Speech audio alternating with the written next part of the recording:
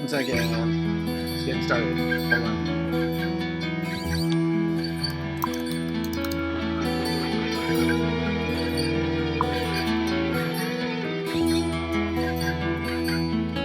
Hey guys. One sec.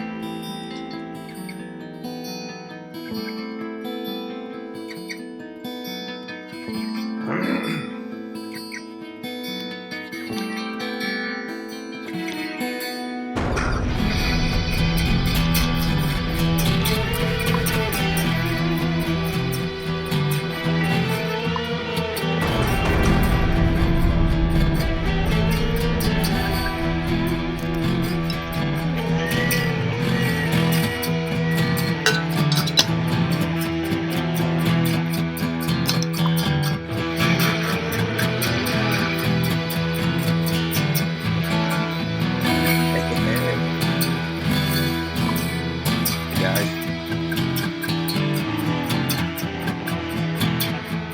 One sec. We're getting to go there.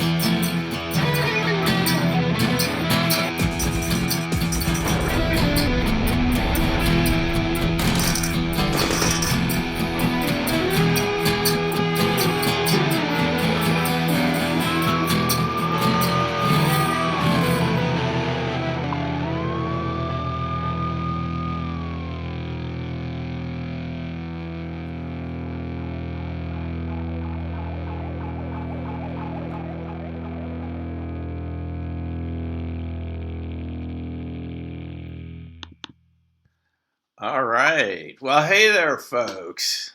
Thanks for joining me tonight. I appreciate you being here on my YouTube channel. This is the Opening Mind Show with Simeon. And, geez, folks, there's so much to talk about. I mean, things have changed in just a couple of weeks. And I really thought it'd be fun to do this just to hear what you have to say. I wanted to tie some of these themes that we've been talking about on this channel together because it's just amazing how the whole system can start to slip and we can see how fragile things are. And that's not necessarily a bad thing. These sort of topics that we're focused on right now, you know, with the news, so forth, with the virus, and it's something I started studying, believe it or not, in like late 80s. I started looking at chaos theory. And what did chaos theory show us, folks, right? It showed us that a small change, a small deviation, a small change in one variable can lead to a big outcome. And guess what? At the time, you'll all understand this, won't you? My dissertation committee said they didn't understand it. They didn't like chaos theory. And we can see it in action now. all of you watching this, it's pretty much, I know a lot of you folks, and I really appreciate you being involved with what I do. It really means a lot to me to have you be involved and be interested in the topics and a lot of the topics that Buddy and I have talked about on Reality's Edge. And to have taken my RV classes and gone on crop circle tours. I mean, it's great to have people participate in this journey.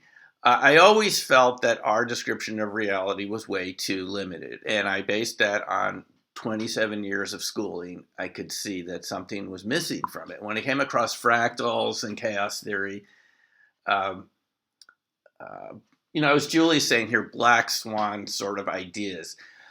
The academic establishment was like totally numb to these ideas. They didn't want to hear about it. And there were a few people I came across, believe it or not, in ecology classes I took, who said that if you start undermining the existing ecosystem without paying attention to the consequences, you're going to get unintended changes, right? The slow variables, things that seemingly you think you can ignore. And increasingly, our society's only focused on the short term and what's exactly in front of us. And we don't look at the long-term impacts of what we're doing. And,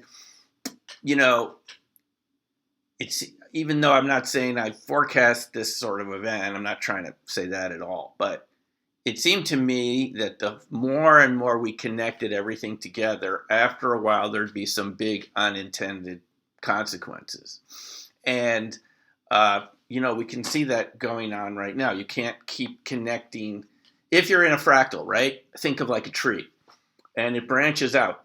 Those branches kind of touch a little bit, but they're not all directly connected except at the trunk. But if you take the outer edges of the branches and you reconnect them, you're not making a stronger tree. You're making a more fragile tree, right? Because the wind can come along and storms, it can knock a branch or two off, but the tree's still there, right? But if you connect everything and you kind of go with this just-in-time efficiency sort of system, now we've been told for decades this is the goal of our economies and modernism and everything. And isn't it right, folks? Can't you see that there's a flaw in this argument now? If you connect everything too quickly and without thinking of the consequences, you can get these unintended, rapidly created events which can cause huge amounts of instability in the whole system. And so this is what I focused on, 30 years ago. And I've been kind of involved with this ever since. Now, a side effect of all that for me was to look at alternative systems than the ones we were being taught about in school and in the media, the mainstream stuff that I'm sure a lot of you are skeptical about, that's a complete description of reality. And look at these alternative topics like remote viewing, like the UFO extraterrestrial topics, and some of the weird things we've seen around crop circles, Bigfoot and cryptid sort of animals that defy the conventional scientific explanation, but people experience these creatures all the time, just all the time. What are they?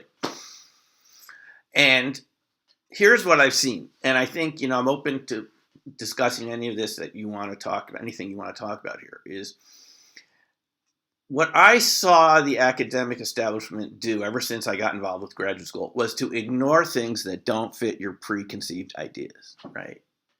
And if it doesn't fit your mainstream, statistically based, averaged out, ordinary, put the square blocks in the square slots mentality, guess what goes on in academia? You throw out those ideas as outliers, right?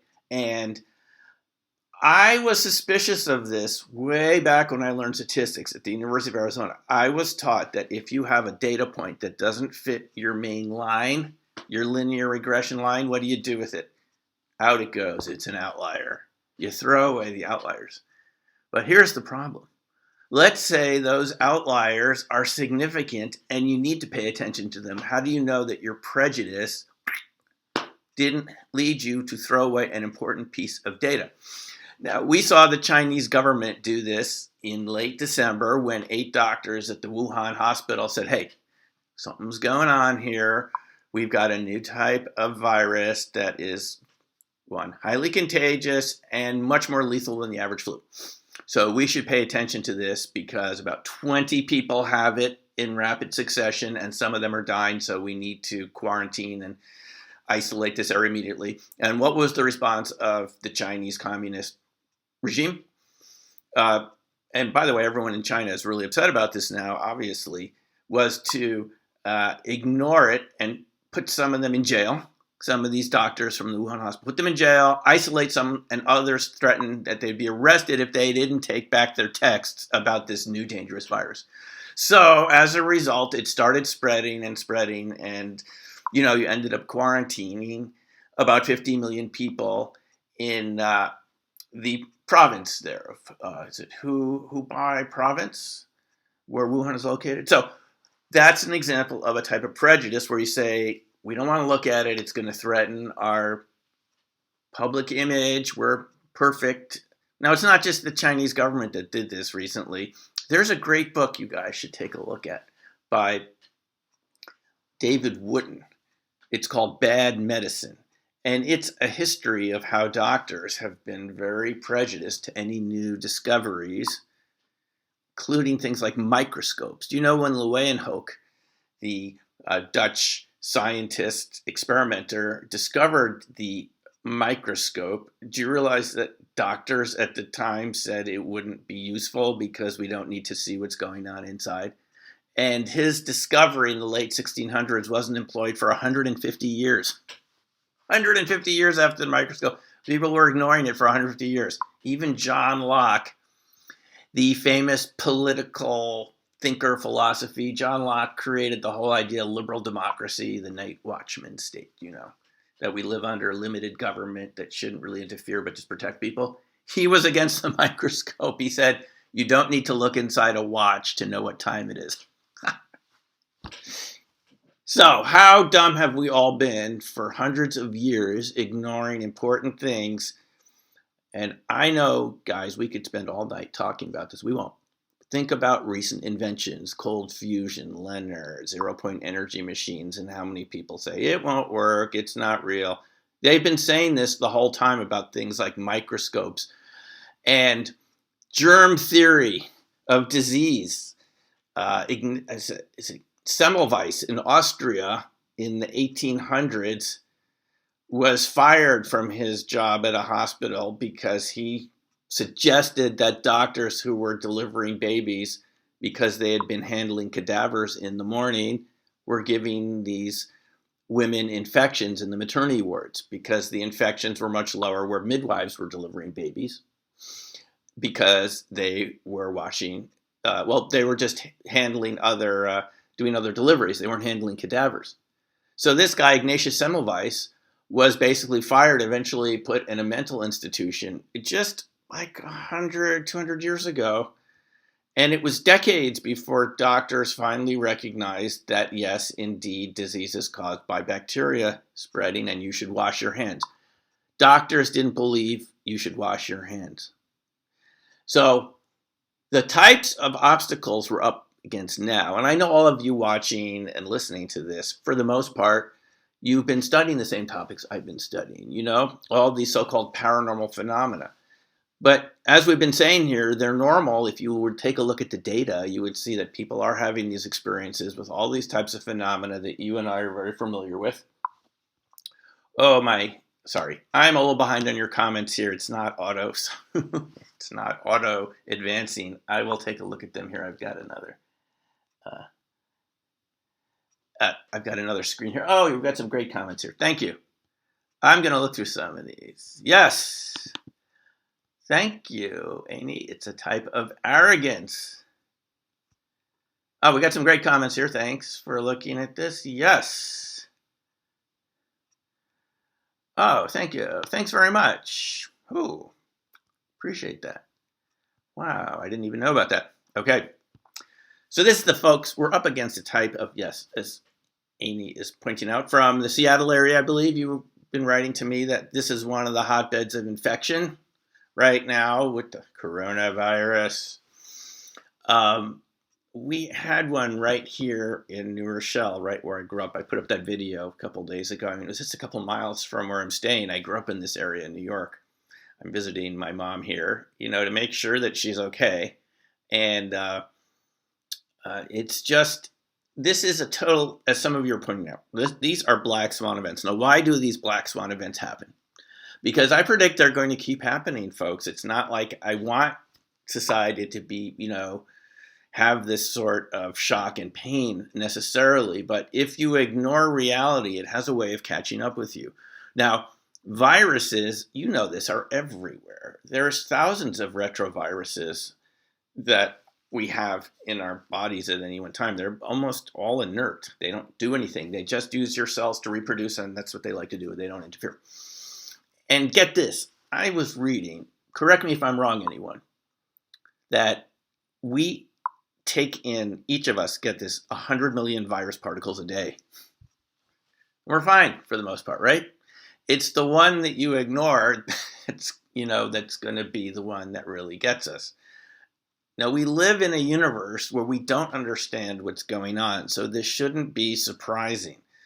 I have been talking a lot on this channel about dark matter, dark energy. This is not a philosophical point of view. People say that when you say we don't know what we don't know, that's just philosophy and metaphysics. It isn't. Physics tells us that we don't understand what 95% of the universe is. Dark matter, the stuff that holds galaxies together. Dark energy, the stuff that pushes galaxies apart. No one knows what that is. I look into this every week in science magazines. No one knows what it is. They're different ideas. And that would also mean that we don't understand even what's going on in our own planet. So we shouldn't be surprised that things are going to come along that are going to be completely baffling for a while and challenge our sense of reality. We're creating this because we won't take the time to study things that we don't understand. Now, all of you do this because I know a lot of you, and I see you comment on my YouTube videos, and I appreciate that. And we interact. And that means that you're interested in the unknown. The unknown has so much to teach us. But as some of you are pointing out, I'm going to advance the comments here. Thank you, everyone. Jason, Kronos, Julie. Yeah. There's so much we could be studying now. And there's a lot of progress that we can be making. Now, events like this, first of all, coronavirus. Okay, first of all, the main thing is you got to keep your head together here. Don't panic. It doesn't mean don't be prepared. I've got a fire extinguisher right over here. It doesn't mean I want there to be a fire, but it's there if it ever happens. So take necessary steps to prepare yourself for anything, but that doesn't mean you need to mentally lose it, okay? Because I believe that when these situations arise and society is really challenged, it's also an opportunity to open our minds to things, new things we should have been paying attention to all the time. I think you all have to admit, and if you disagree, let me know right here in the comments, but that when we see that situations like this arise from things that we sort of accept as real, obviously viruses, but it can cause such a shock to the system. I mean, literally shutting everything down, which I think is probably going to happen here in my country, in the United States, shortly. I think they'll probably just shut everything down for a while, which is probably the right thing to do. But when those unthinkable things happen and we can see it's really real, it makes us a little more open to other topics where the evidence hasn't been put in front of the public. And this has been a point of a lot of my videos here recently, is that when we start admitting that even conventional things can be mysterious and unpredictable, it makes it a little easier to accept that the more mysterious, the ultra mysterious, can also be possibly real, and maybe we should take that seriously, right? It kind of pushes our perception out to the edge a little more, where a lot of these topics are just because, like hand washing and other sorts of scientific discoveries, it's easier to ignore them because it threatens the vested interests at the time. And it makes those topics a little easier to believe could be true. Things like UFO contact. I mean, what have people been seeing and contacting for a century now? We thought we had a good start in this topic in December 2017. The New York Times article comes out about the ASAP, ATIP program and OSAP, and the Department of Defense investigating UFOs. And here the Department of Defense has been walking backwards over the past couple of months saying, oh, we never did that. It was just for advanced aerospace, other people's planes and whatever. What a bunch of BS. I mean, come on, give me a break. We know that's not true. I hope you all read Tim McMillan's article in Popular Mechanics. You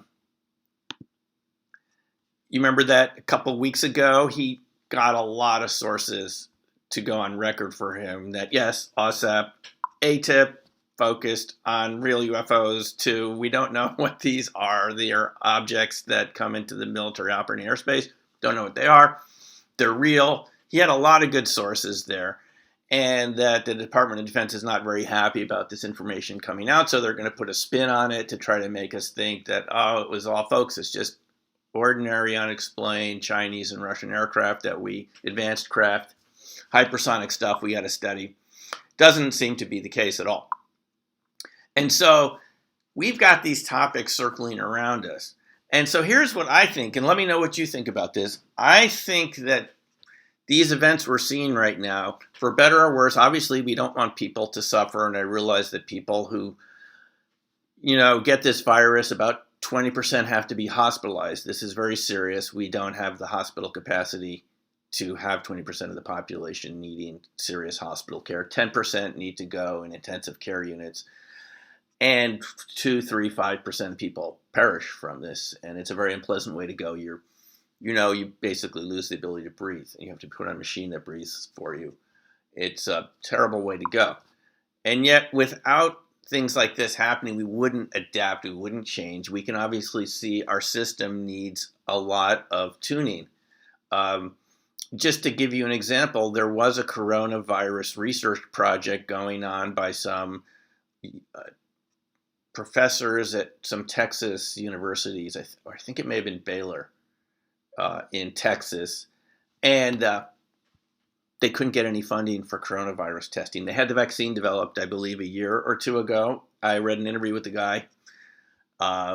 He said we couldn't get anyone interested in doing some vaccine tests on people to make sure it was safe. So we stopped investigating it. So the vaccine could have been there, but no one wanted to invest in it. There was a federal project to look at animal viruses that could be transmitted to people. I think that's what this is. I know there are a lot of different theories out there about what this is. It seems to me most logically this came from a bat or a pangolin or some creature that we probably shouldn't be eating.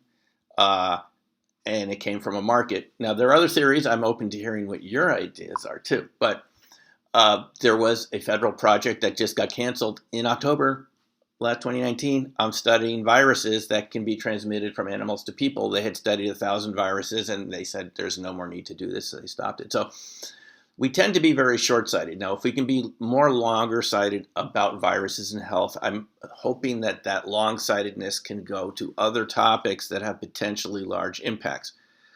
Because if we think that this virus is causing enough of a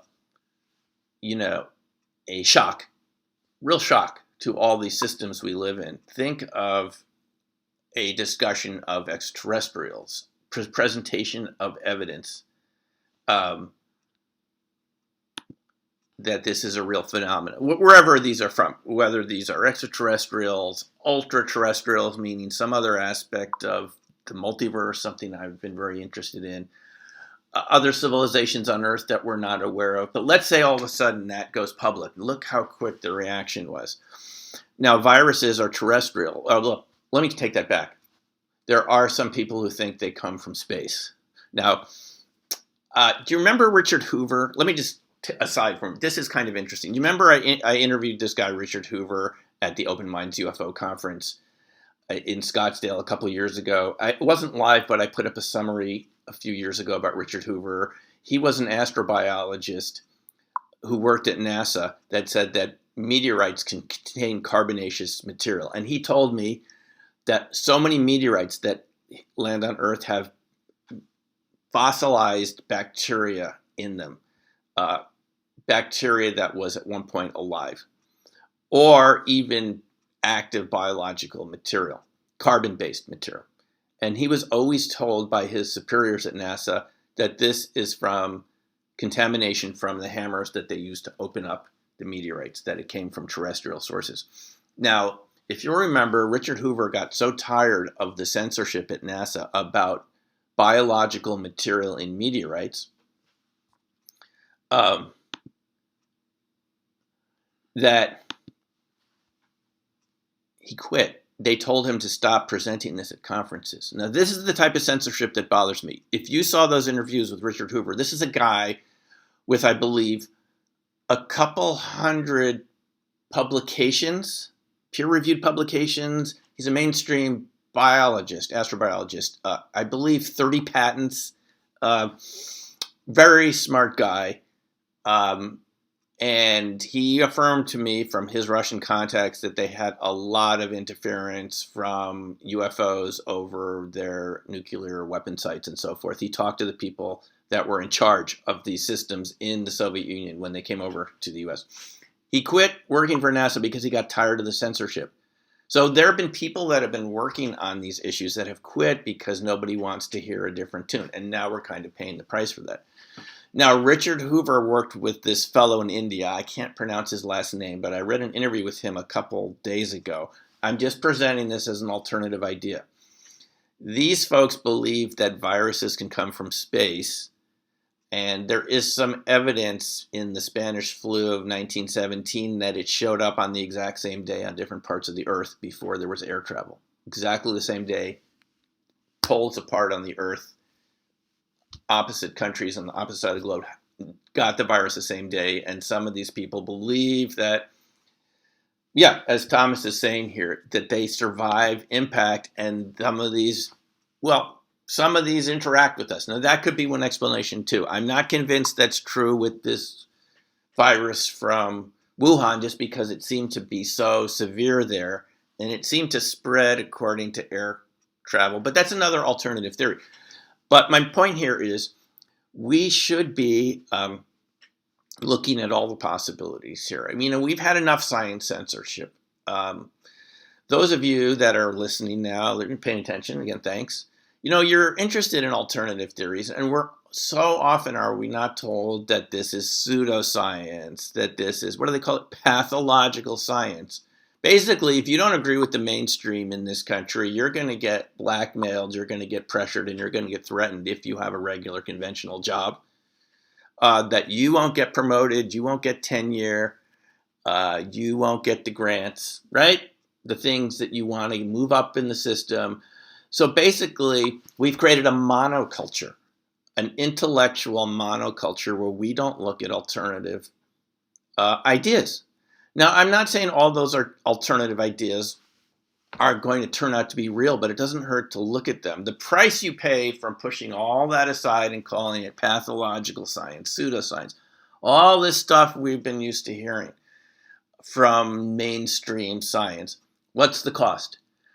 That when someone says, hey, you need to pay attention to this now before it becomes an emergency, you won't listen to them because they're an outlier. What do we do with outliers? Throw them out. And this is what you end up with, is black swan events. When you ignore the outliers for too long, you end up with black swan events because some of them are really going to be something you should have paid attention to. And they're not going to be on your radar. As good as your radar is, not going to be on there because you said, I don't need to see that dot. You had a prejudice. So basically the issue, folks, is we're dealing with a lot of prejudice within the scientific community, the medical community. It's not just these people around now. As I was saying, David Wooten, great books. Bad Medicine is one of the excellent ones he's written. He also wrote The Discovery of Science, The Invention of Science. This is a great thick book. I love that one. All these ideas that we take for granted now. People used to think there were two spheres of Earth, the ocean and the land. You've heard about this, right? And no one could say, what's the shape? How do they fit together? And no one wanted to believe it was one circle. There's so much prejudice from the human mindset not to look at alternatives. And I think it's especially bad in the United States here. I've encountered it so much. And, what it means is we're ignoring reality. And if you ignore reality too long, it catches up to you.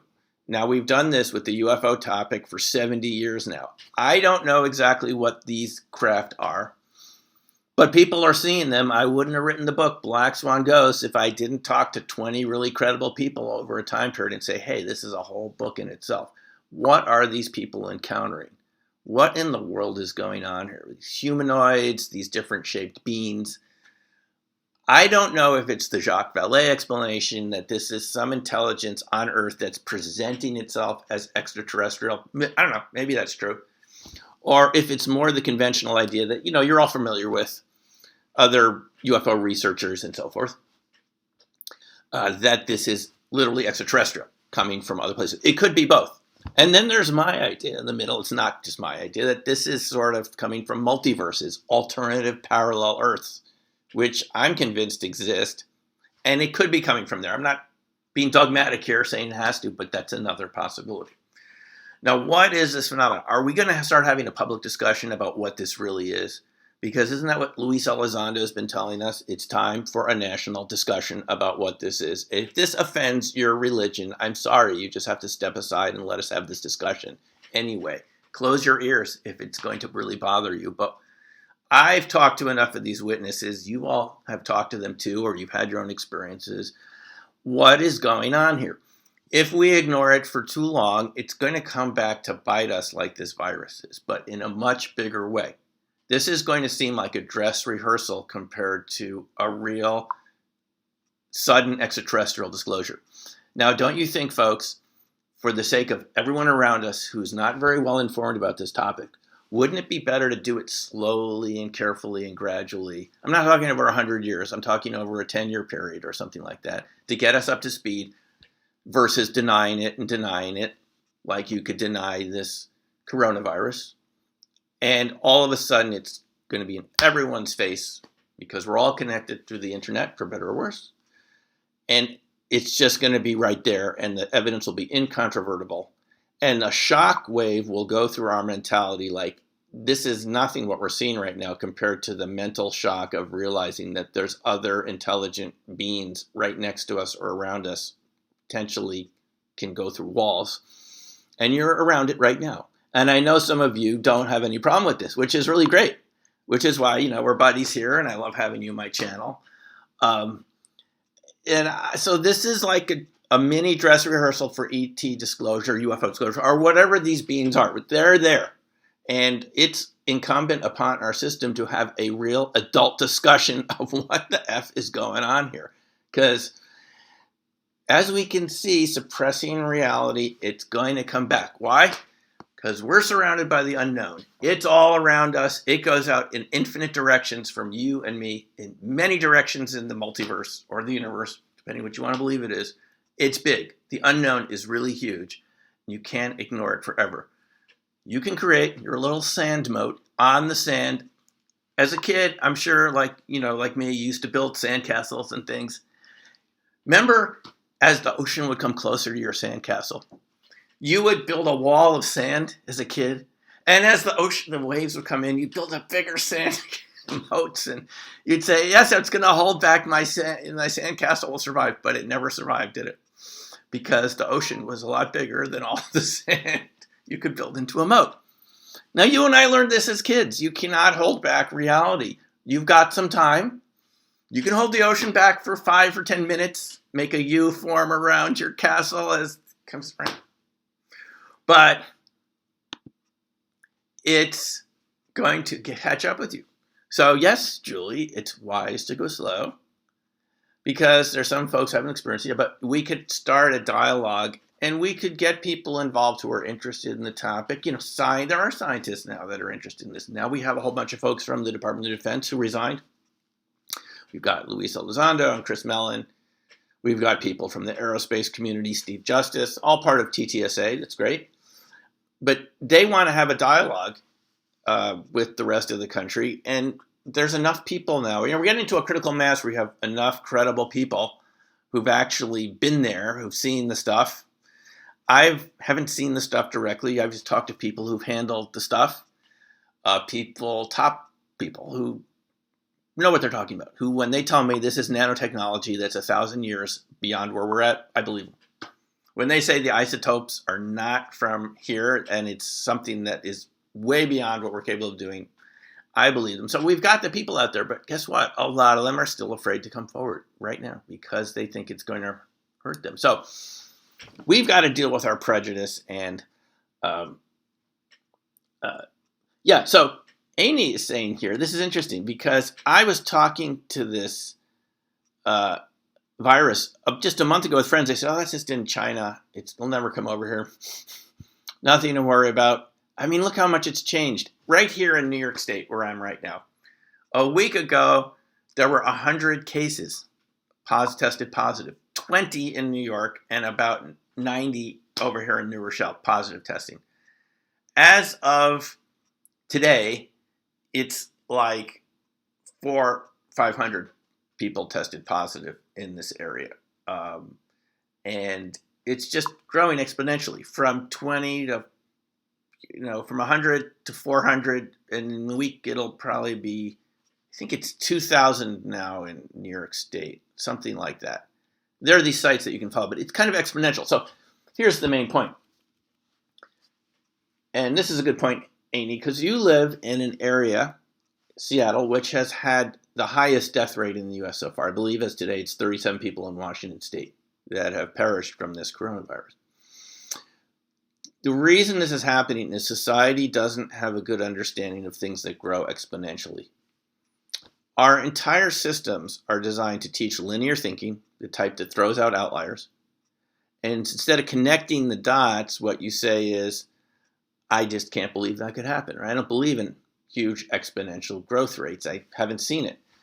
Because we don't see it most of the time, right? Most of the time we're dealing with linear sort of things. I mean, how much variation do you get in rainfall or just averages of things that we see around us, tree heights and things that are pretty typical. When something comes along that's exponential, your mind can't grasp it. And the people who have the most trouble grasping it are the people who convince us that reality is normal. Now, all of us have already been immunized against a lot of the shock factor here. Am I right? Because we've dealing with this unknown for 2 decades. What's going on? What is Bigfoot? We've all know people that have seen Bigfoot, experienced it, right? You've talked to them. I've talked to them. Haven't seen it myself, but talked to enough people. It doesn't get serious coverage. So what is this creature that people are encountering, even in sort of semi-settled areas? Well, if you and I have been dealing with this for 20 years, we're kind of used to like, go ahead, shock me. I mean, we've seen it all. We've seen the mystery, so we're not really afraid of this. And I think that sort of fear immunization is really healthy. Because down deep, down deep that this reality is in some way something that we all create collectively together. And any situation, we're hearing, as some of you are pointing out here, the fear and the negativity around the uncertainty that this virus and our reaction to it is creating. But that on the other side, any challenging situation you've ever faced in your life didn't lead to some positive outcome later on. And you wouldn't have grown into the person you are now if you hadn't had that challenging situation in the past. Now, at the time, you may not have wanted that situation, but it did lead to something better, or you wouldn't be here. We wouldn't be, having this conversation right now. So because you have that framework, I'm pretty certain you're not watching the show if you don't have that framework. You're aware that any situation is sort of what you read into it. In a sense, it's sort of holographic. It doesn't mean it's not happening. It is. But the outcome could be so positive in the long run for society if we look for the lessons to learn from this. And what we're learning right now is our system's pretty fragile. I was just having a discussion with someone in Manhattan last night. I won't mention any names. And she said, Simeon, it'll be fine. Everyone can order from Instacart. and stay home, or DoorDash, right? Amazon delivery. And the people that are sick will stay home, and the rest, and they can order from delivery people who can deliver the food, and it'll be fine, okay? Um, Guess what? I visited some grocery stores today. By the way, when I'm out in public, I like using saline nasal spray. It kills viruses. I've always had this around, but now I carry it around and I use it every hour or so to keep, because salt is a definite, we'll talk about this in a second, salt is definite antiviral, antibacterial. So the shelves are bare. If you just do a search on Twitter with the hashtag Manhattan, you will see all the Trader Joe's that have empty shelves today. So this person I spoke to yesterday in Manhattan, I checked Instacart. And in Boulder, where I will be again in a couple days, the delivery time now is 3 days. It used to be instant, like 20 minutes. Boulder's not that huge. It's a now 3-day delay time, and they say not everything's available. And I don't need to show you these folks. I went to shop for my mom. I went to the local Whole Foods in Ridge Hill, and guess what I saw? Empty shelves. I was just talking about this with my brother. He said Amazon has a very good delivery system and a food, distribution system. They'll be fine. This is not fine, okay? We're talking empty shelves now. I talked to the people at Whole Foods about what's going on, and they said they can't stock it fast enough. They'd been there since 6 in the morning, the people working in the store. They're not sick yet, if you can see where this is going. We only have a couple thousand cases in the U.S., like 2,000, right? Confirmed cases, and a couple hundred here in New York State, and a lot more in Seattle, where you are, Amy. The people are still there stocking the shelves. They couldn't keep up with the demand. If the stockers aren't there and some of the delivery people aren't there, it will disappear. So what happened? Let me finish the story here. What happened at Trader Joe's? This is pictures from Manhattan. Well, this person I was talking to last night asked Trader Joe's. She said, remember, Instacart will be delivering. Trader Joe's has delivery. A warehouse in Pennsylvania that supplies all of Manhattan in New York City. There's one warehouse in Pennsylvania that supplies Manhattan. The workers panicked and left last night. And there were no deliveries to Trader Joe's in Manhattan this morning. That's how fragile this system is and how quickly it can break down. Because these just-in-time efficiency, there was a guy,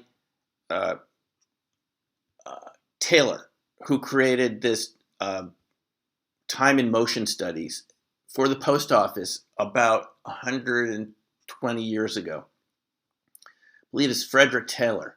He created something called Taylorism, which is that you can create things to be more efficient and fire workers, right? You don't need as many workers if they're working more efficiently. So you created these just-in-time Taylorist efficiency systems. Everyone was so excited because you don't have as many workers around, right? And you can get the products moving.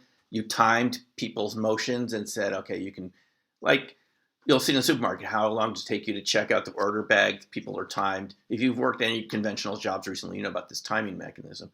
Well, what's the drawback of all this is the drawback is if anything goes wrong, the whole thing breaks down. You've all seen this recently at airports. If there's a storm, like if you're flying from Seattle to New York and there's a storm over Chicago and they shut down Chicago airport for an hour or two, the whole system suffers a 1 to 2 hour delay, not just Chicago. So what this means is that the system is really fragile when it's based on efficiency, when you don't have redundancy, and it's just, and this is the modern mindset that we have, is faster is better, right? Bigger is better, more, faster, bigger. This is what it leads to, is fragile systems that break down really quickly and can't recover for a long time. Because in an airport, you just need one airport in the United States to slow down and the whole system slows down. You've all seen it happen. Well, this is what we can see with our food distribution too, because it's become so efficient, just in time delivery. Like any that shop at Trader Joe's, you notice towards the end of the day, some of the shelves are starting to get a little bare. They just ship enough every day. Well, when there's a mass panic setting in, and I don't know if you've all seen this in your neighborhoods yet. If you live in a more rural area, you won't see this right away. But it starts to break down. People start panicking because they see it. Their friends are sending them these pictures of the bare shelves in Manhattan, and it creates this self-sustaining panic. And then you really do have shortages. And this is because we don't think exponentially. We don't build these safeguards in because corporate systems are always trying to save money and they have to justify their operations to their shareholders, which means cutting out things that are not essential right now. But then the downside is it creates these crises. So these are sort of self-created crises. I mean, viruses are all around us. Now, before we go into some practical things about what we can all do to get through this, what would have happened in the past 150 years ago if a virus like this kind of transmitted from an animal to a person in a village or something? Well, what would happen is basically nothing because it wouldn't go anywhere. This virus, as they already found out in China, believe it or not, the safest place to be right now is China because they quarantined Hubei province, and 50 million people were told to stay indoors, only come out every other day to get food. The world said, hey, that's authoritarian. I mean, we can criticize the Chinese government for the way they handled it in the beginning by suppressing and censoring the information. But then they turned around and did what seems to be the correct thing, which is just say, everyone stay home for 2 weeks. The virus runs its course. You're not infectious anymore, and you can go out. And so Apple just reopened their 42 China stores yesterday in China, but they closed them all here in the U.S. I went by my Apple store, local Apple store in Yonkers, and that's all you get is the employees saying we're not open for 2 weeks. So, there is a way to do it, but we don't like that sort of thing. So we have to choose between some sort of difficult choices. And so Thomas is suggesting here that we shut down the airports. Yeah, don't shut it down before I get back to Colorado, please. But yeah, that's the right thing to do. So let's just talk about this really quickly. Why is it important to slow it down? Because I know some of you are saying, well, I'm healthy, or you might be thinking to yourself, I'm healthy, I probably could survive it. You probably could. If you don't have some other health challenge. But the thing is, if too many people get this at the same time, as you saw that curve that maybe the governor in your state showed on TV, they've been showing this, it'll overwhelm the healthcare system. There's only 800,000 hospital beds in the country. And if we have a couple million people who are critically ill, which is what's expected to happen, there won't be no place for them to go. So if we can slow it down, that peak will take more time to happen, and the healthcare system will be up to speed by then, and we'll be able to manage it in a way with less death and destruction. So that's the idea, is not to overwhelm the medical system. So getting onto the practical side of this, and feel free to ask your questions. I'm planning just to go till another 10 minutes here or so. I know you've got a lot to do, but practically, it's not just if you're affected by this. You don't want to get infected by it, even if you think you're healthy and will be okay, because you don't want to spread it to other people that are going to die as a result of that. And, the death rate in Italy, it's like 5%. It's pretty high. Thousands of people have died in Italy. It's going to surpass China soon.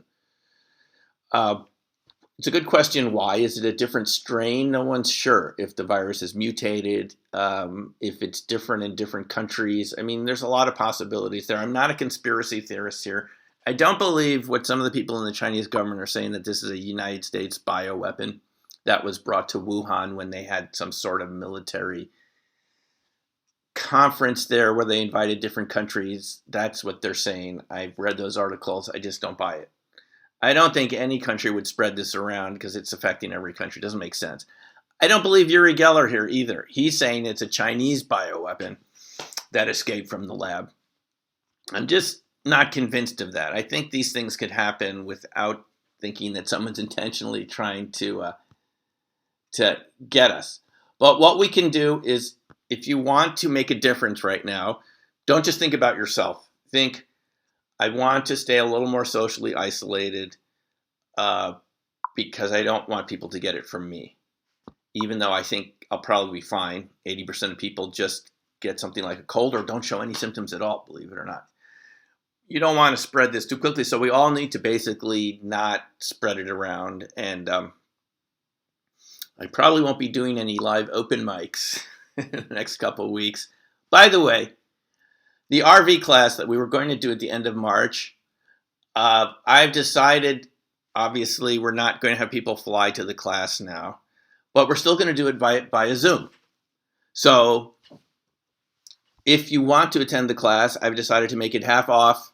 It's $247, half of the normal class price. For 3 days, it'll be like 6 2-3 hour periods, Friday, Saturday, Sunday, with some large breaks in between, and you can attend via Zoom. So if you've always wanted to do this, March 27th, 28th, 29th, Friday, Saturday, and Sunday, I will be doing the beginning live resident viewing class from Boulder via Zoom only. We won't have an actual audience. Now, we did do this Zoom classes in the intermediate class, and if you remember, we had Buddy join us from the Bronx via Zoom, and it worked great. I mean, he could interact with us, and we had a lot of fun in that class.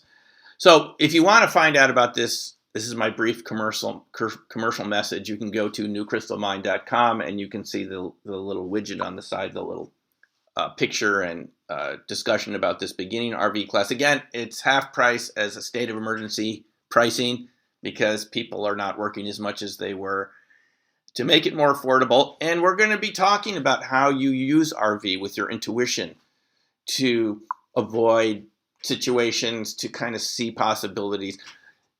For those, some of you here have been through my RV classes, and the long and the short of it is, people tell me it helps them make better decisions because they trust their gut feelings better. RV is not always the easiest thing to learn, but there are big rewards from doing it. There's a big payoff. I know Julie's been in the class, who's in our audience here. She came and took the class in Coeur d'Alene, Idaho, 2 years ago. And there's a big payoff from learning to trust your subtle senses, to see another source of information. It's a beginning class, so we can't really go too much into doing locational maps and stuff that could be helpful with this current pandemic we have. But it'll be a start. So if you want to learn more about that, we will be doing it by Zoom. There won't be a limit to the number of people class. It's at the end of March, and go and find out more about that. So let's get on to your questions. Sorry, I've been ignoring some of your comments. So yes, so there are only 2,000 cases right now in the U.S., but it's because we haven't been testing, folks. You know that our testing is way behind. There's probably 20,000, not 2,000. People who are positive, and it's spreading. So what can you do? Yeah, it's not the worst thing to have a large supply of food and so forth. Why not? You can eat it later on if you don't need it. I wouldn't go crazy into panicking like I saw when I was out today shopping for Mom. I mean, people just getting huge amounts. I mean, maybe I'm not going to go that direction, but we don't know where things are going to be in a couple months. We're already seeing a lot of panic right now. So I think the main thing is there's two levels to this.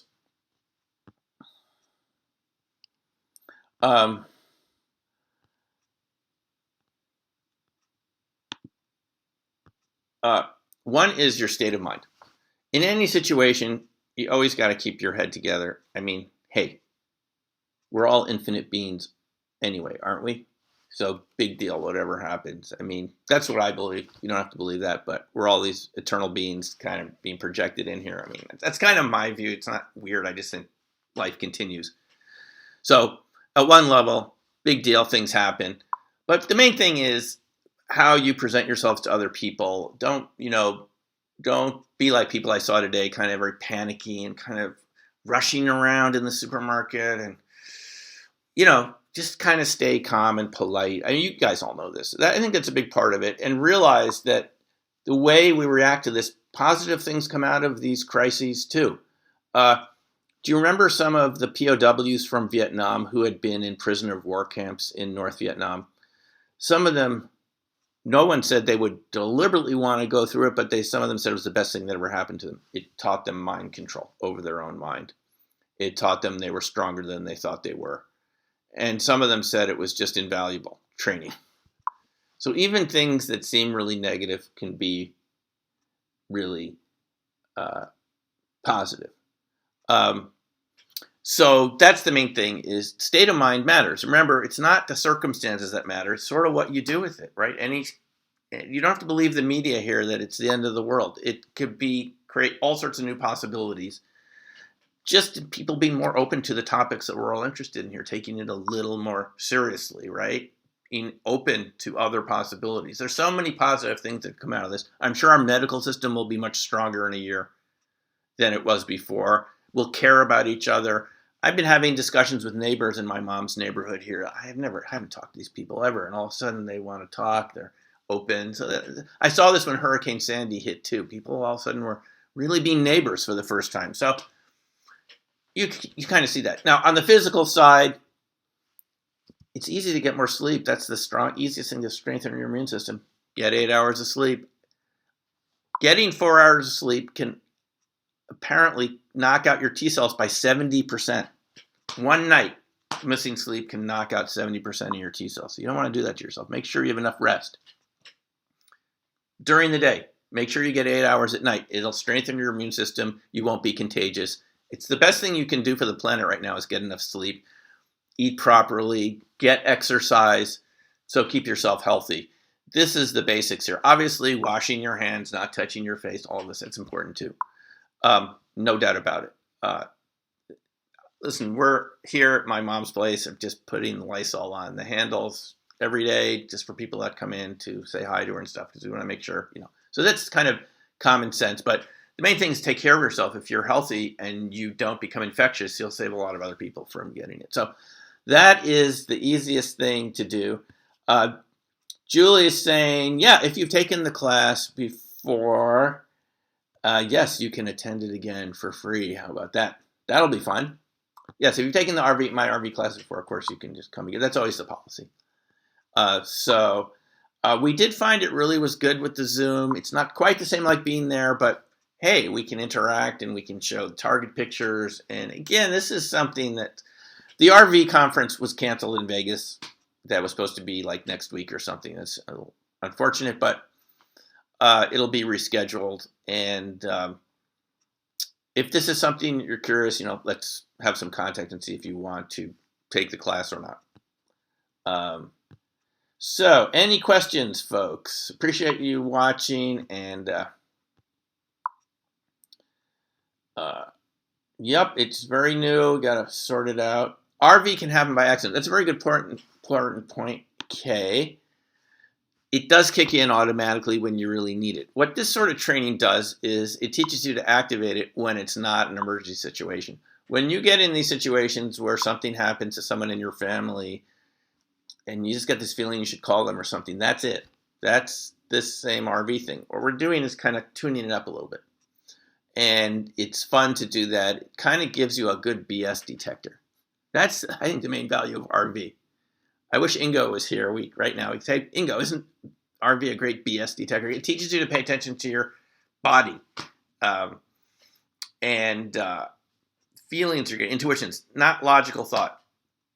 We all are very good at that. It's teaching you to pay attention to something else. And I find this is really valuable. There isn't a week that goes by that I don't get some real valuable insight. And I say, God, I'm glad I paid attention to that. The training taught me to pay attention to that. So that's one good reason to learn more about RV. Oh, hey, okay. The Cosmic Tusk website. All right. So Yes, Julie, the zombies are coming. Yeah, here's the thing about viruses, folks. Can I say something about this? It's you.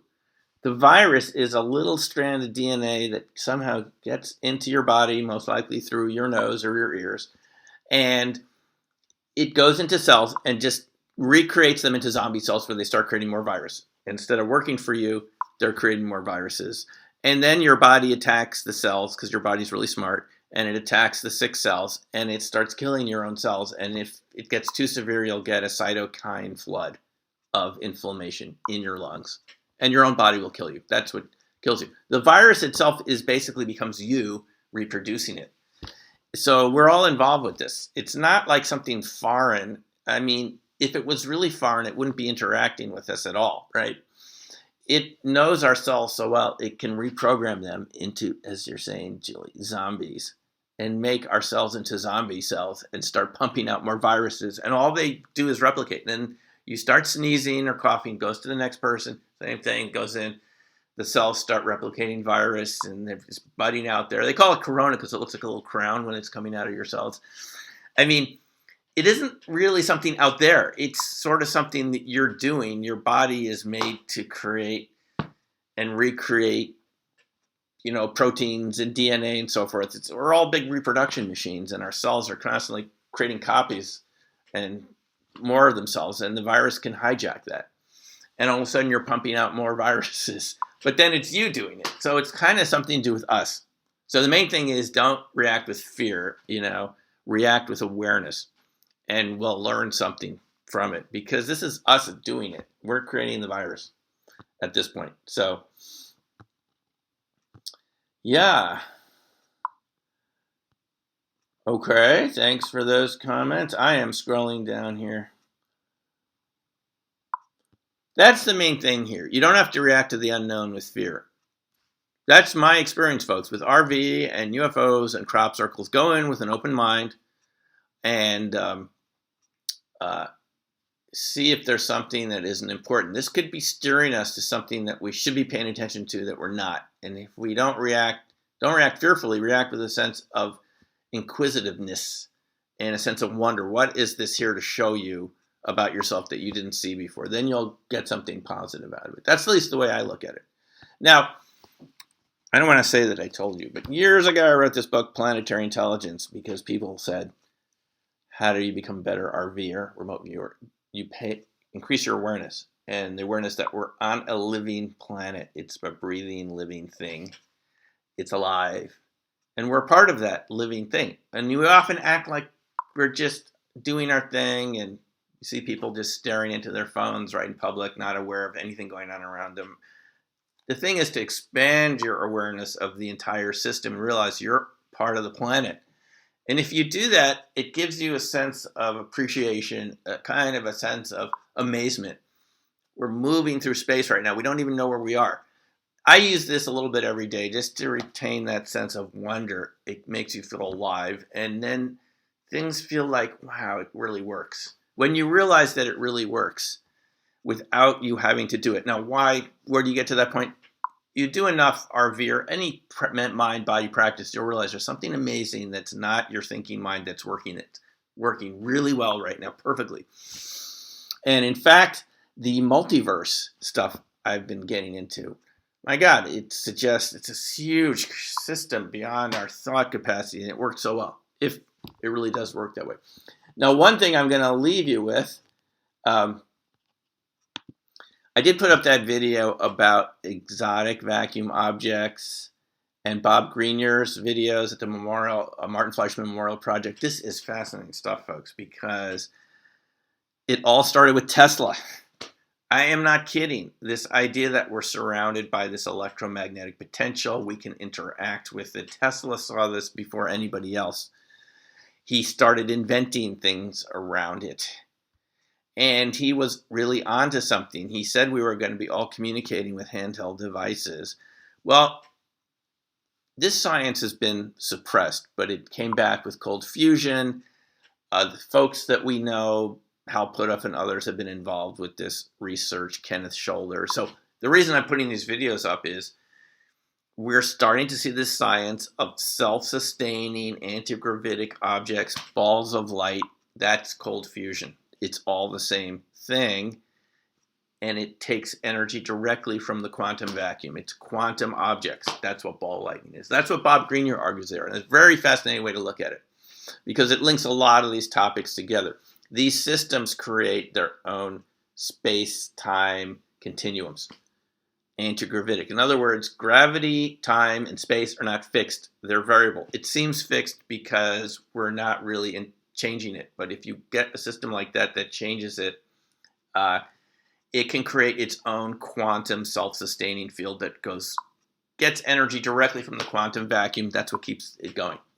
Fascinating stuff, and I wouldn't be surprised if this has a lot to do with antigravitics, UFO propulsion systems, and all this stuff that's been the purview of special access programs.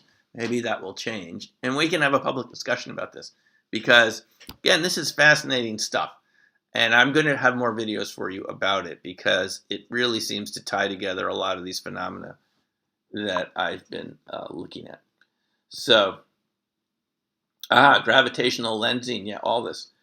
Dark matter. Is this really all connected? Space-time metric engineering. Who talked about that? It was Hal at the SSE meeting in Vegas 2 years ago, 2018, about how these UFOs, UAPs propel themselves. I've talked to people that have handled the material. They said that's exactly how it works.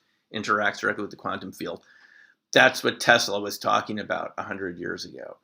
So we have this line of scientific investigation that seems to have started Tesla and perhaps earlier, and we haven't had a good public discussion about it because we went the direction of Westinghouse and the AC current the way it is, and nobody wanted the alternative system. So maybe this is the time it's going to come back. Self-sustaining plasmas and quantum systems that directly connect to the quantum vacuum where there's huge, infinite amounts of energy. So that's why I'm putting those videos up, and take a look at Bob's channel if you're interested, and I'll have some updates on it myself. So how do we find the class again?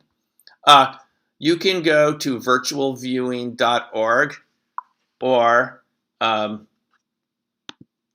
you could go to, let me type it. Just go to my blog. Here, I'll put it up right here. And, there it is. Okay, you can see that, right? On the right side, there's a little piece of information about the class. Or you can go directly to virtualviewing.org, and it'll give you information about it.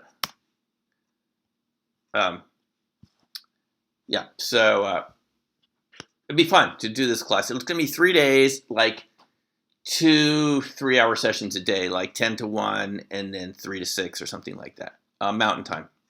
And we'll have a lot of fun with it. Yeah, graphene is very interesting. Stoic primer says all this stuff's interesting. Superconductivity, topological insulators. Look, these are all systems I'm reading about in Science every week. Topological insulators. Ordinary materials that have exotic properties. Sound familiar? It's there, folks. I'm telling you, it's there. It's just sort of being corralled into a couple different directions. But these are ordinary materials that have exotic, self-sustaining, superconducting properties that would be a whole technologically paradigm different than what we're in now. Things where the batteries last for 10 years instead of a couple weeks. Laptops that wouldn't need recharging very often. Things like this. And propulsion systems things that can move quickly, that have their own gravitational field. Hello, Tic Tacs, right? It's there. I'm waiting for the public discussion. I will keep doing this YouTube channel until people start talking about it at a bigger level. I'm not saying I know everything about it, but we should be talking about it. So thanks. Hey, Misha. Yeah, the media is causing a lot of. I totally agree with this. Now, what do we learn from the media? These guys, and we're going to end pretty soon here, so just put your comments in. The media loves panic because it keeps your eyes on the TV and it's self-sustaining. This is sort of a negative self-sustaining topic cycle we get from the media. And they will keep doing this because it keeps you watching, and that's what keeps their sponsors happy. So you know better than that, which is watch a little bit, keep informed, but you don't have to be preoccupied with it. You could still live your life now over the next couple of weeks and maintain your head about you the right way without going cuckoo. Okay, just stay kind of calm, and every hurricane, there's a calm in the eye of the hurricane. I remember when a hurricane came over here in New York, and the eye came over, and it just got so calm, and it all started again. So that's where you want to stay. There's a lot of wind, and we can generate a lot of energy from this. So, thanks. So, had a UFO sighting here. Yeah, so the virus is shedding the most when there's no symptoms. Yep. And so you might not even know you're infectious, but do your best. Maybe. So what Julie's saying is maybe it'll mutate into something harmless. A lot of viruses attenuate over a while. They don't want to kill everyone because then they wouldn't be spreading. They spread faster if you're actually healthy. And viruses can mutate. This could mutate into something harmless. Easily possible.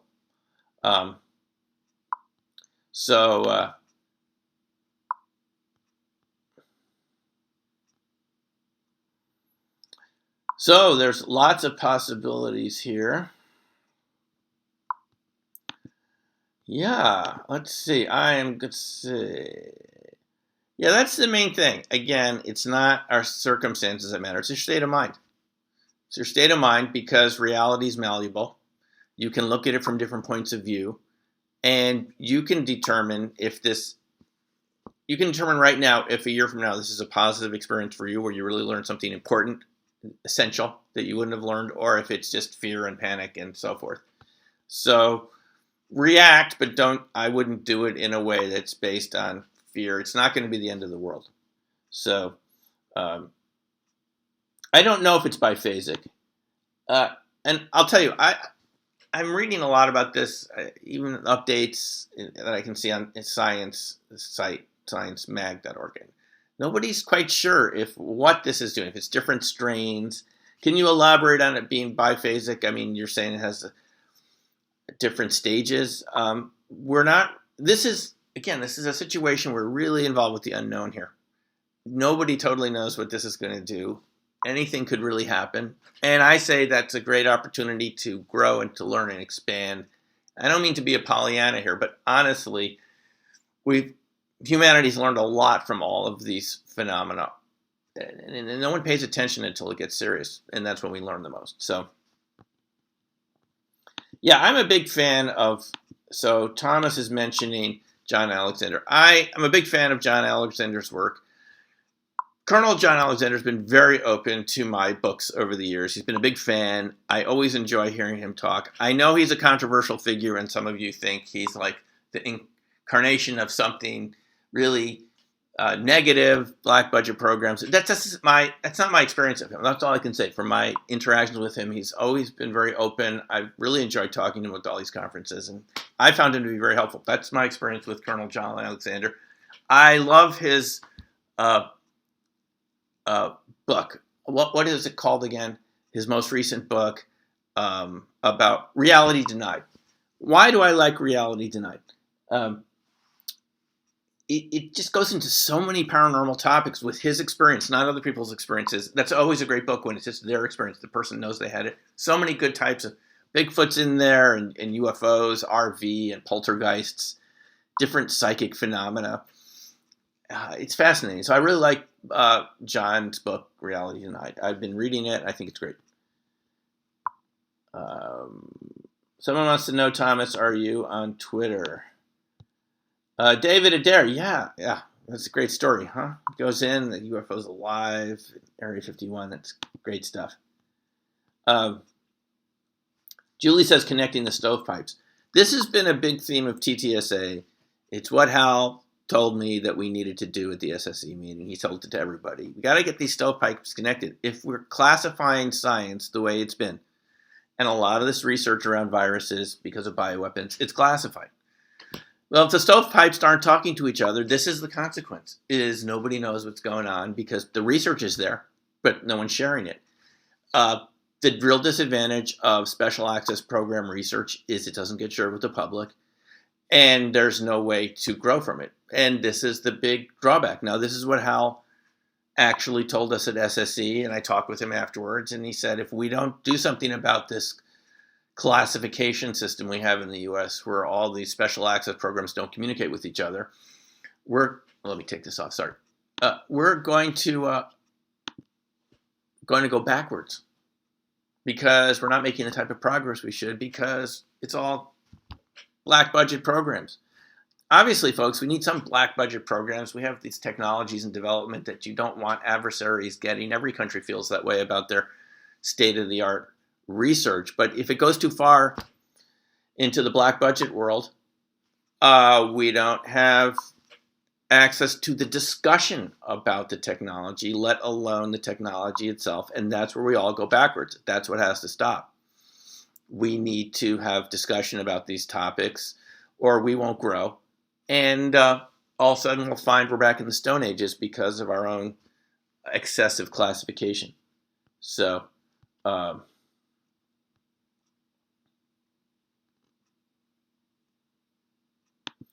not really.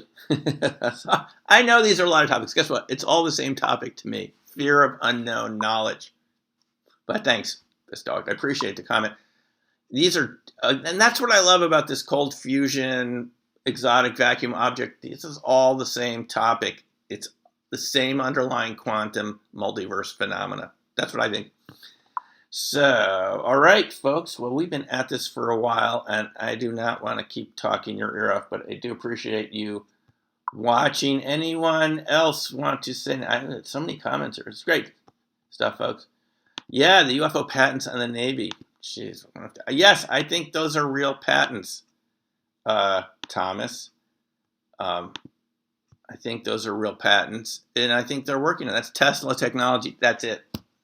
That is the Tesla technology. We know the papers were confiscated when he died.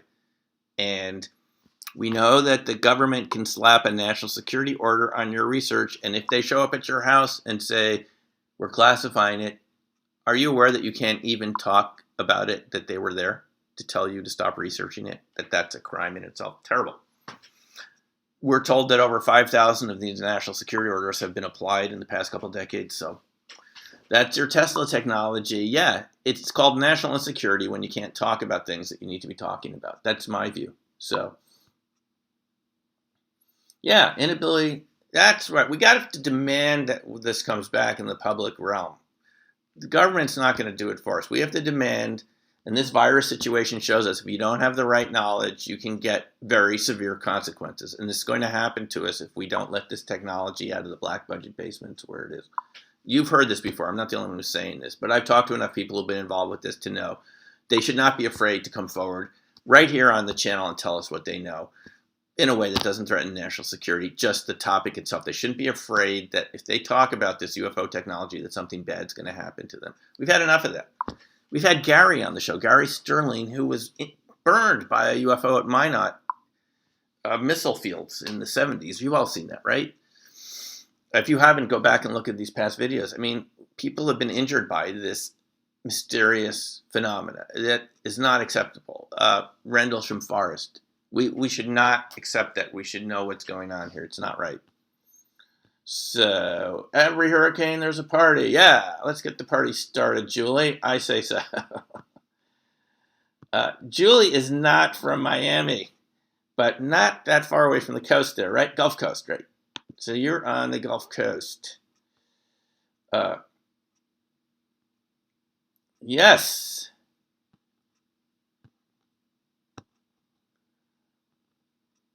All right. You too, Sunsaver. Appreciate it. Thank you. Guys, your comments are coming faster than I can read it. So, Stoic saying that you've had a patent to prove the concept. Yeah, it's expensive. There's this patent system.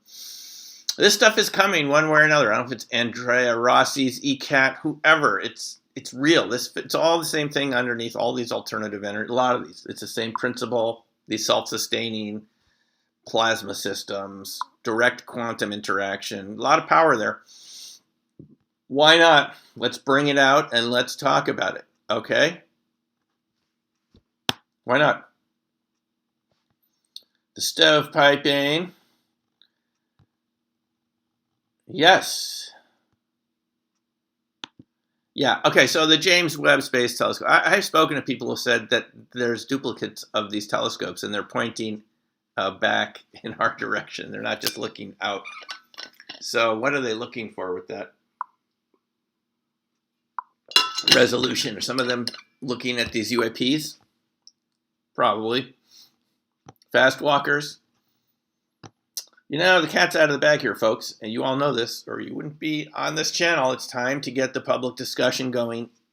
You know what we're hearing about the virus every single second on the media. Why don't we bring some of these topics in there too? Why does it just have to be at the last minute when the world's going to end? Why don't we talk about it before the world ends? How about that? That's my idea. We could be having so much fun in the media with real conversations, real guests. You know the people I'm talking about. We could be having them on the media all the time, these great discussions. We could be glued to the set with all these great researchers we have out there. They don't all agree, but that's fine. That's the way it should be. Well, we can get the discussion going. We can get the media involved. We can have... I'm waiting for that day, guys. It's coming. It's coming. Okay.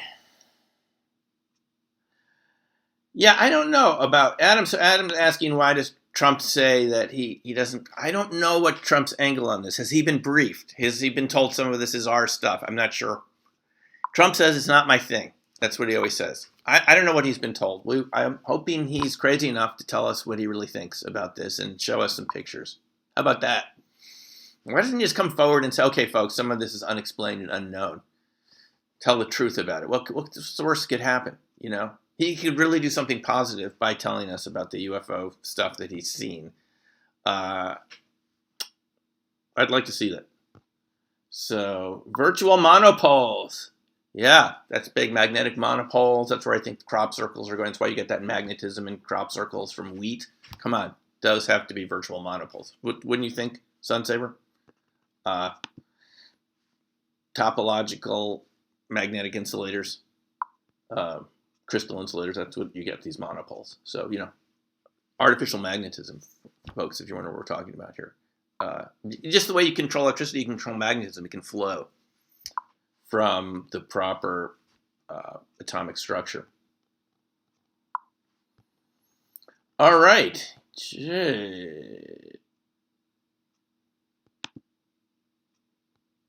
know, they've been kind of quiet. Come on. I know they're having a second series on the history. Okay, so here's what's coming up at the end of March. Skinwalker Ranch. There's a show about the Skinwalker Ranch. I know this for a fact. Is it going to be on the History Channel? Skinwalker Ranch. What is it? A portal. That's why so many weird freaking things go through there. It's a real portal. Is it from the crystals in the ground? I've driven through there a number of times, just coming back from Salt Lake, where I've taught a lot of RV classes. I have a lot of friends out there. Duchesne area. What is going on out there? Skinwalker Ranch. We know it's real. We know the DOD studied it. OSAP. Those phenomena out there are real. The beings, the creatures, these weird UFOs, the strange cryptids, the things being misplaced. Extremely disturbing cow mutilations right when the ranchers are there. They don't hear anything. The show is coming out at the end of March. Watch for that. And TCSA is having another season of Unidentified, am I right? Coming up pretty soon. Well, that was Discovery Channel. So let's look for that. Let's see if that gets the discussion going again. I mean, there's so much we could be learning here. There's so much technology to be developing. Why not? You guys get it. So it's really just so vast. We all have to demand that we start having this public discussion, just like Luis Elizondo says. We need to have a public discussion. There's technologies here. There's medical advances. There's knowledge. It's not idle curiosity. We're talking about how does reality really work. I think we're ready for it. Perhaps when we get through the virus situation we're in a couple months, if that's what it is, people will be open to something bigger, something better. Maybe it'll open us up to some of these topics. That's what I'm hoping. Okay, Sensei, we're going to have to talk about monopoles. Yes, thank you. And fractal people. Yes.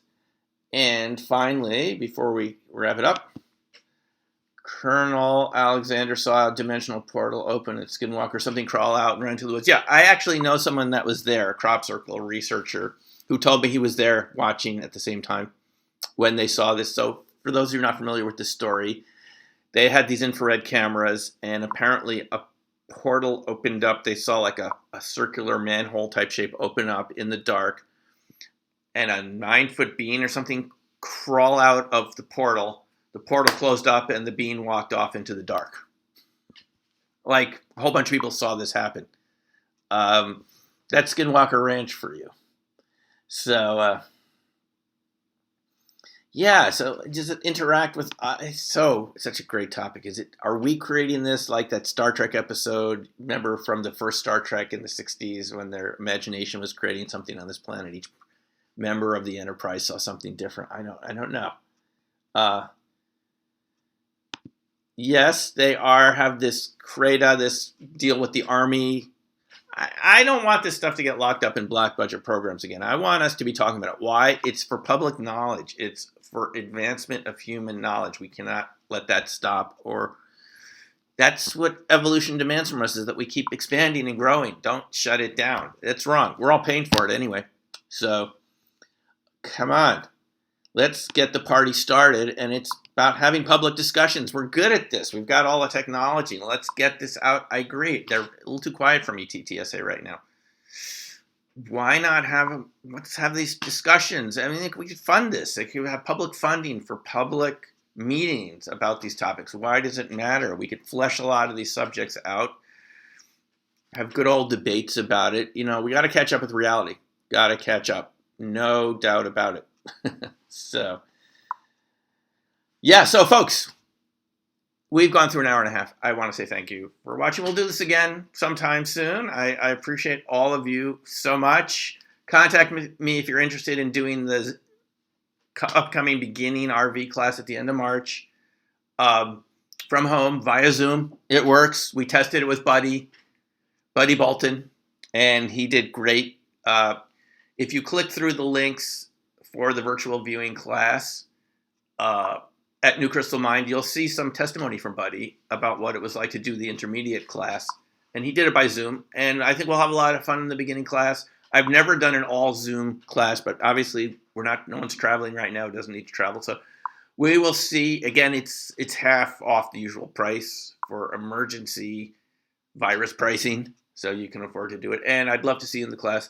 And again, thanks for showing up here today. I love all your comments. I mean, really, this is great. I love this discussion that we have here, and it's just going to be getting better. These Black Swan events don't stop. They tend to come in clusters. This is just one of them. I'm sure some other stuff is coming. Why? When you get one Black Swan event, it sort of shakes up the whole system, and you start shaking stuff out that you should have been paying attention to, and it doesn't fit, and all of a sudden we start talking about it. So look for some of these kind of cool topics to fall out of this discussion of the virus. Once we get over the panic stage, we'll see that there's a lot of knowledge here, and I'm sure other connected topics we'll be talking about. So in the meantime, stay safe, get your sleep, keep your nutrition, make sure you're healthy, do not overtax yourself, keep your immune system strong.